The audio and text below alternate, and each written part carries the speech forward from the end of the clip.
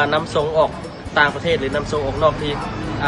ตลาดสากลห้องหับได้เนาะอย่าลืมเนาะใส่ผลิตภัณฑ์เพื่อตัวพันธุ์เป็นสารอาหารสำหรับพืชใส่กับอย่างพาราน้ำยางมีน้ำหนักน้ำยางมีคุณภาพน้ำยางใสเนาะเป็นน้ำยางที่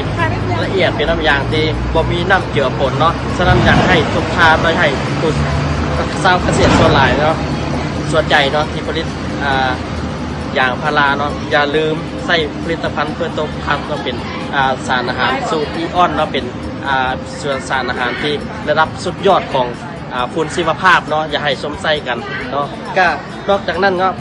นอกจากอย่างพาราแล้วก็มี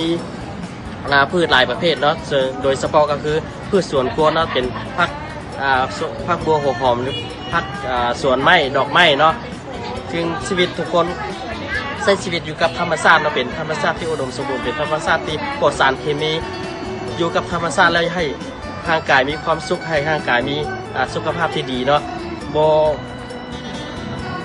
อยากปราศจากฝุ่นเคมีหรือสารเคมีทุกอย่างเนาะให้แนะนำให้ใส่เฟอร์โตพัทเนาะสุดยอด